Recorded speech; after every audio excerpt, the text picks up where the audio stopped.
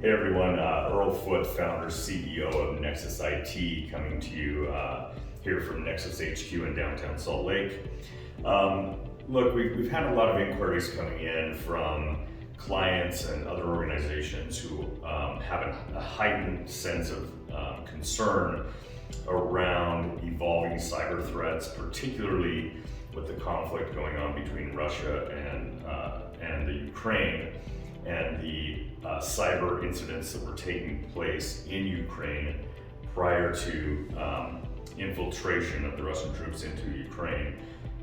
Additionally, I think many of us have seen that the FBI and other federal entities have been issuing advisories warning U.S. businesses to be more aware and to make sure that they are implementing and managing robust cyber practices, certainly with the pending and potential threat of cyber attacks coming from nation states or even organized crime groups. And so with all of this heightened concern going on, I thought it would be important and valuable to maybe get some ideas and some steps out to the public about how, as an organization, you can help protect your data, your important client data, your HR, financial data, the data on your team members and all that kind of stuff.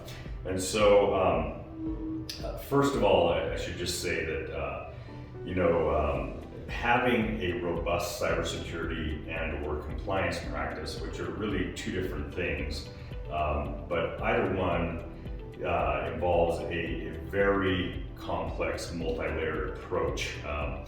Cyber warfare has evolved significantly over the last decade, and even more so in the last 24 months at a rapidly scaling pace. And the playbooks that used to work even 5 years ago are not the playbooks that work today. And so for organizations, we recommend that the very first thing that you do is to do what is referred to as a risk assessment or a gap or vulnerability assessment. Oftentimes, internal IT teams may not have the bandwidth or the expertise to execute these types of things.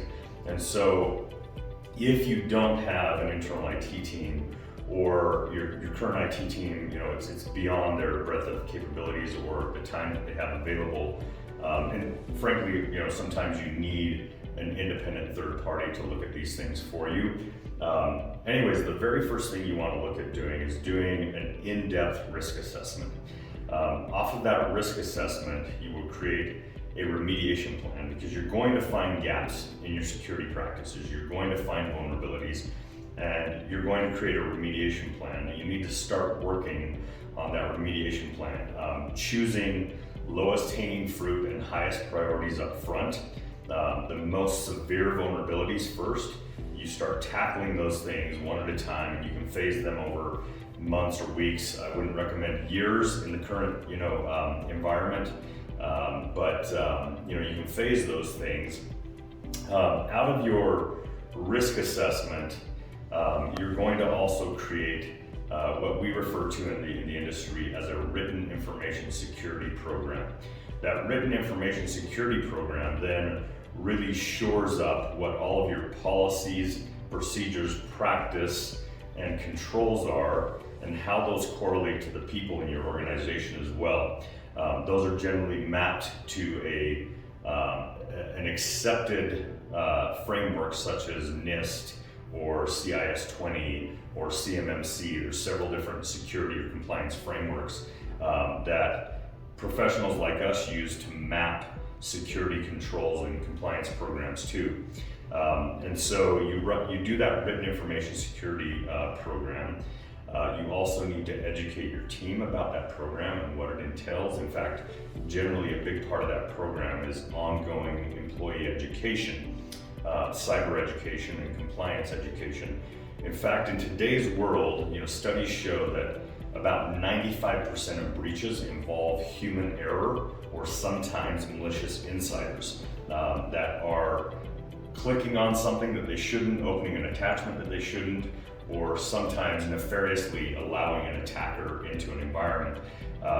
And so if you can eliminate that human error, the social engineering piece there, that is a big piece to this battle and a very important part of your equation. So ongoing cyber education is extremely important. The final piece here is you really need to have a written incident response plan. That is a very detailed document about when you have a breach, when you have a cyber incident. It's your game plan for step by step exactly what you're going to do. Usually that's going to involve working with a cyber attorney, working with your cyber insurance carrier, working with your internal IT team and/or outsourced IT teams like Nexus IT, who help organizations with these types of scenarios. It includes notification to your team. It includes notification to clients and partners or anybody who may have had data breached in your scenario or your situation. It includes how you're going to get back to business as quickly as possible. So it also includes usually what we refer to in the industry as a business continuity plan. If all of your systems are taken offline by a ransomware, your plans step by step of how you get back into business as soon as you possibly can are in there, and preferably you've also planned for secondary and even tertiary options for getting back into operations were you to have a significant event where maybe there's a disaster or you do have a significant hacking event happen. So that written incident response plan is a really important piece of this equation. In fact, it's always recommended that you actually do quarterly drills on that, or at minimum once a year you kind of practice that whole methodology of how you're going to execute if you do have an incident. So, in terms of the actual solutions and controls that we would recommend implementing, it's multi-layered and there's a lot. You need current next-gen endpoint security. Oftentimes you need security operations center solutions. You might need multi-factor authentication, and particularly in hybrid environments now, you need things like single sign-on and zero trust and privileged access. And there's a lot of different solutions, but these are really kind of customized programs, and that's why that risk assessment is really important, because you need to figure out where your vulnerabilities are and how the operations of your organization actually work, and then you can kind of map a program, to those variables. And so for us, it's really a custom, sort of a solution. The final piece of this is that cybersecurity is no longer a set it and forget it kind of thing. If you take that sort of approach, it's going to be very dangerous for you.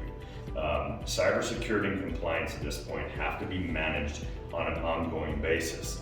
That's where a managed security service provider like Nexus IT can come into play and really help, because we can take that off of the plate of businesses. It's a very complex thing to do, but it's something that needs to be watched around the clock, with qualified personnel who are taking a look at everything that's happening within environments and networks and infrastructure, and making sure that there's no malicious activity that's happening. And then you have to do this process of kind of truing up your written information security program and your incident response plans on a regular basis, at least annually.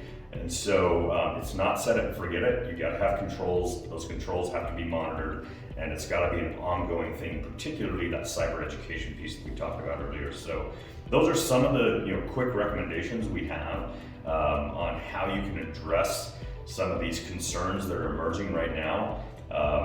By all means, we would be happy and grateful for the opportunity to talk to your organization. If you have a gap here, if it's not something that you can execute internally, we would be honored to have that conversation with you and explore together how we can help. Thanks so much, and we wish everybody a fantastic day and the best of luck on this front.